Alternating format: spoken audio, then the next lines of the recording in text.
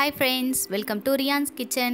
இன்னைக்கு நம்ம ரியான்ஸ் கிச்சனில் என்ன ரெசிபி பார்க்க போகிறோம்னு பார்த்தீங்கன்னா கோவிலில் தர புளி சாதம் அதே டேஸ்ட்டில் வீட்டில் எப்படி பண்ணுறதுன்றது தான் இன்றைக்கி ரெசிபியில் பார்க்க போகிறோம். வாங்க ரெசிபிக்குள்ளே போகலாம். அடுப்பில் ஒரு வானலை வச்சுருங்க. அதில் 2 டேபிள் ஸ்பூன் அளவுக்கு கடலைப்பருப்பு சேர்த்துக்கிறேன். அது கூட 1 டேபிள் ஸ்பூன் அளவுக்கு உளுத்தம்பருப்பு. இது ரெண்டுத்தையும் சேர்த்து இது ரெண்டும் கொஞ்சம் பொன்னிறமாக ஆகிற வரைக்கும் வறுத்து எடுத்துக்கலாம். இது இந்த பருப்பெல்லாம் சேர்க்குறது ரொம்பவே டேஸ்ட்டு தருவாங்க நம்ம புளி சாதத்துக்கு. இங்கே பாருங்கள், லைட்டாக கலர் மாதிரி இருக்குது. இந்த மாதிரி வறுப்பட்ட உடனே இது கூட 1 டேபிள் ஸ்பூன் அளவுக்கு முழு மல்லி எடுத்திருக்கேன். அது இன்னும் நல்ல ஃப்ளேவர் தரும். 1 டேபிள் ஸ்பூன் அளவுக்கு முழு மல்லி, அதுக்கப்புறம் 1 டேபிள் ஸ்பூன் அளவுக்கு மிளகு, அதுக்கப்புறமா 1/2 டேபிள் ஸ்பூன் அளவுக்கு வெந்தயம், இது கூடவே காஞ்ச மிளகாய் நம்ம காரத்துக்கு ஏற்ப நான் 4 காஞ்ச மிளகாவை சேர்க்குறேன். இது கூட சேர்த்து இதெல்லாம் நல்லா வறுத்துக்கலாம். வறுத்தப்புறமா இதை ஆற வச்சு மிக்சியில் போட்டு பொடி பண்ணி எடுத்துக்கலாம். அந்த பருப்பெல்லாம் ஆறி அதை மிக்சியில் போட்டு அரைச்சிக்கிறதுக்குள்ளே தாளிப்புக்கு ரெடி பண்ணிடலாம். அடுப்பில் ஒரு கடாய் வச்சுருங்க. அதில் 6லேருந்து 7 டேபிள் ஸ்பூன் அளவுக்கு எண்ணெய் விட்டுக்கோங்க. எண்ணெய் அதிகமாக இருந்தால் தான் இந்த புளியோதரை மிக்ஸ் ரெடி ஆகிறதுக்கு ரொம்ப சூப்பராக டேஸ்ட் தரும். இது எண்ணெய் காஞ்ச உடனே இது கூட 1/2 டேபிள் ஸ்பூன் அளவுக்கு கடுகு சேர்த்துக்கோங்க.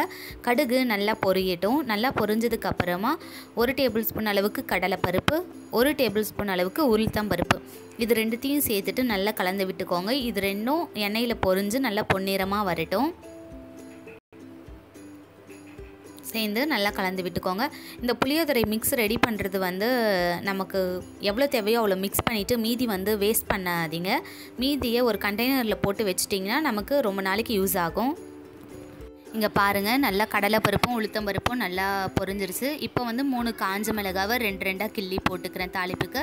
அதுக்கப்புறமா 1 கப் அளவுக்கு வேர்க்கடலை, ஒரு 50 கிராம் வேர்க்கடலை இருக்கும், அதை வறுத்துட்டு தோல் எடுத்துட்டு அதை சேர்த்துருக்கேன். அப்புறம் 1 கொத்து அளவுக்கு கருவேப்பிலை, இதெல்லாம் எண்ணெயில் சேர்ந்து கொஞ்சம் பொரிஞ்சு நல்லா வாசனை வரட்டும். வேர்க்கடலை உங்களுக்கு தனியாக அப்படியே தோல் உரிச்சும் கிடைக்கும், இல்லை நீங்கள் வாங்கி வறுத்து தோல் எடுத்தும் சேர்த்துக்கலாம், இல்லை முழுசாக சேர்த்துக்கிட்டாலும் சேர்த்துக்கலாம். எப்படினாலும் அது உங்கள் விருப்பம் தான். இதுக்கப்புறமா இதில் 1/2 டேபிள் ஸ்பூன் அளவுக்கு மஞ்சத்தூள், 1/2 டேபிள் ஸ்பூன் அளவுக்கு பெருங்காயத்தூள், இதையும் சேர்த்து நல்லா கலந்து விட்டுருங்க. இது கூட நம்ம அரைச்சி வச்சுருக்கோம் இல்லையா பொடி, கடலைப்பருப்பு உளுத்தப்பருப்பெல்லாம் சேர்த்து அரைச்சி வச்சுருக்கேன். அந்த பொடியும் சேர்த்து நல்லா கலந்து விட்டுக்கலாம். எண்ணெயை இப்போ இந்த பொடியெல்லாம் போடும்போது சிம்மில் வச்சுக்கோங்க. இதெல்லாம் சேர்ந்து கருக்கிடாமல் பார்த்துக்கோங்க, அப்போ தான் ரொம்ப டேஸ்ட்டாக இருக்கும்.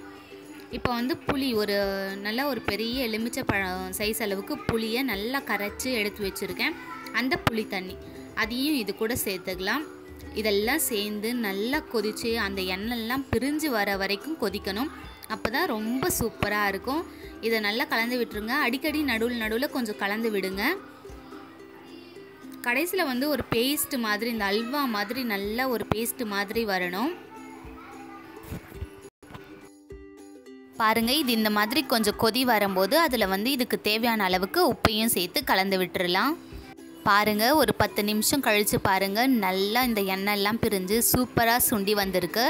இதை கொஞ்சம் கலந்து விடுங்க. கலந்து விட்டுட்டு திரும்பவும் இதே மாதிரி சுண்டி வரும். பார்த்திங்களா எவ்வளோ சூப்பராக பிரிஞ்சு வந்திருக்கு. இதை லைட்டாக கலந்து விட்டுக்கோங்க. பாருங்கள், சூப்பராக இருக்குது. இது கடைசியில் கொஞ்சம் அடி பிடிச்சிடாமல் இருக்கிறதுக்காக கலந்து விட்டுக்கிட்டே இருங்க.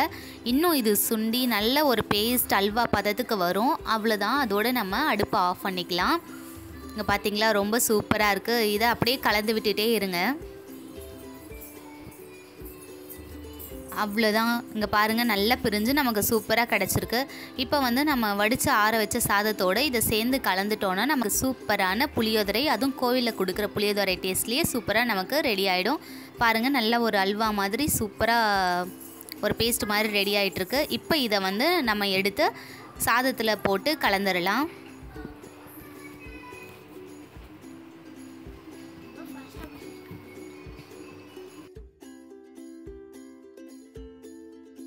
சாதம் குழஞ்சிராமல் கொஞ்சம் வரையாக பார்த்துக்கோங்க. அப்போ தான் கலர்றதுக்கு ரொம்ப நல்லாயிருக்கும். சாதம் முன்னாடியே வடித்து எடுத்து நல்லா போட்டு ஆற வச்சுக்கோங்க. அப்போ தான் கலரும்போது அது குழஞ்சிராமல் இருக்கும்.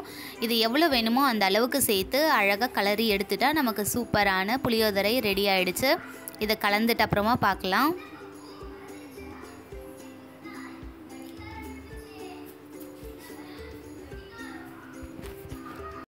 பாருங்கள் கலந்து விட்டாச்சு. இப்போ சூப்பராக நமக்கு புளியோதரை ரெடி ஆகிடுச்சு. இது டேஸ்ட் பண்ணி பாருங்கள். கோவிலில் தர புளியோதரை மாதிரியே ரொம்ப டேஸ்ட்டாக இருக்கும்.